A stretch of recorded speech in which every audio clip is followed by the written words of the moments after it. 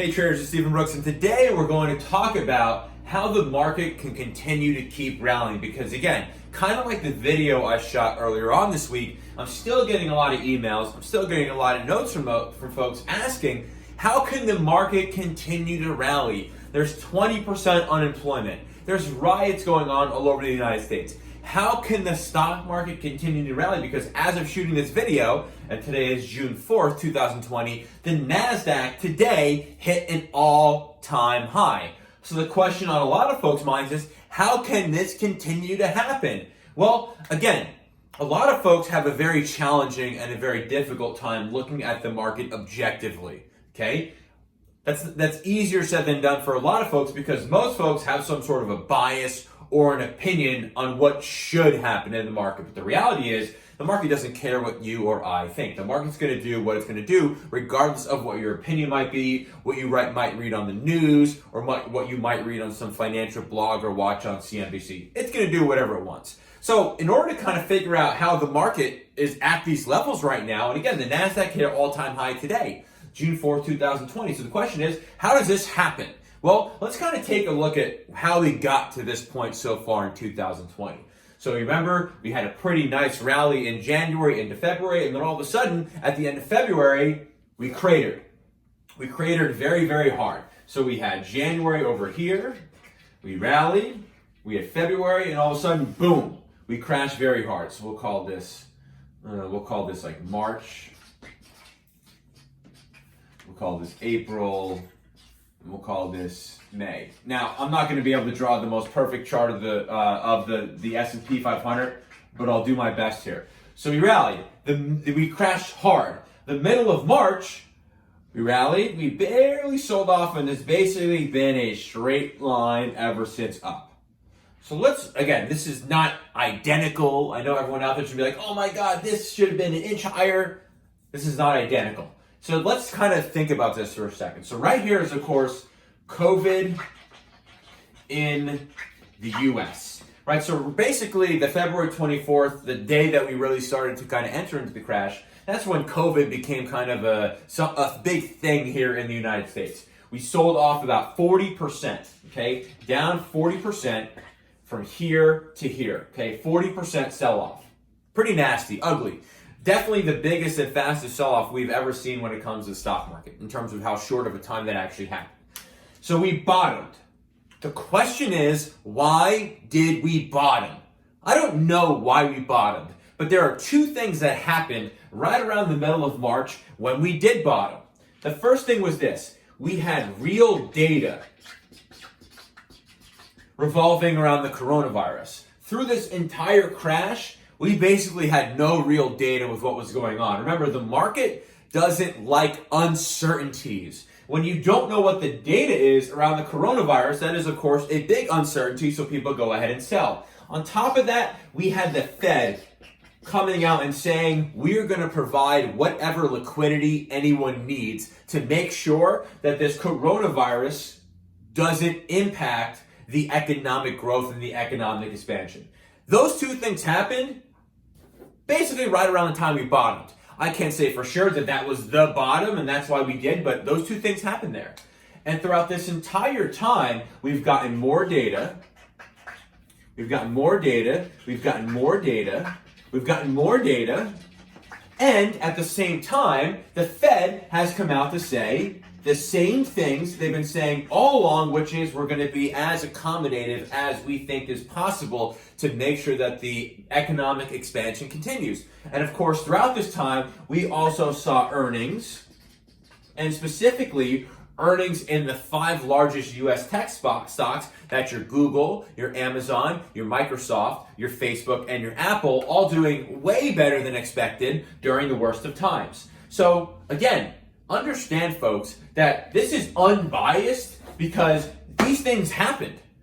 Even though some of the data is worse than we thought, a lot of the data is way better than we thought, we're getting the data. So it turns out that if you can look at this objectively, and I know it's really tough for a lot of folks, but if you're able to look at this objectively, what really created that nasty sell-off? It was uncertainty. It was not having any clue about this virus. Okay?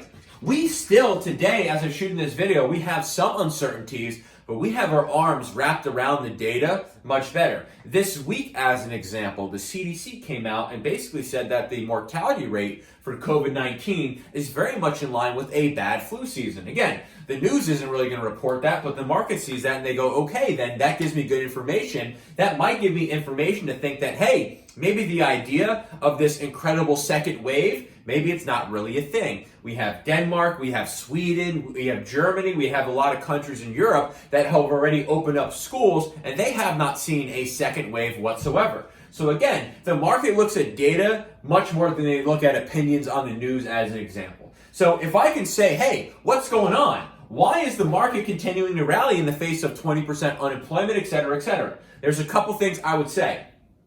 There's way less uncertainty when it comes to this virus today as there was back at the end of February and beginning of March when we were basically in free fall mode. Even though some of the data is not great, we know what the data is. That means that you can actually have price discovery that is legitimate because you know what the data is, whether it's bad or whether it's good. And we continue to see every freaking week the Fed is continuing to come out and say we are going to provide whatever liquidity is needed to make sure that the economic expansion continues down that same path. And it's not just the central banks and the Federal Reserve in the United States, it is central banks all over the world. This morning, as an example, the ECB came out with a multi-trillion-dollar stimulus plan, which is on top of a multi-billion-dollar stimulus plan that came out of Germany yesterday. So again, if you're sitting there and you're scratching your head, oh, why is this the case? Well, look at things unbiased.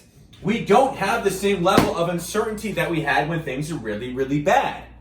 We don't have that anymore. We have real data. And even if it's not good data, and by the way, it's way better than expected, but even if it's not good data, you can have accurate and real price discovery only with real data. So we get more data around the mortality rate. We get more data around the folks who are actually vulnerable to death from this, basically for the most part already have pre-existing conditions. So we have this data, we know what this data is, and you compound it with the fact that earnings, at least for the 5 largest US tech stocks, who take up about 22% of the market, were better than expected. And you continue to have the Fed providing massive and massive amounts of liquidity and signaling they're going to continue to do that. All of a sudden, it starts to paint a little bit of a different picture, doesn't it now?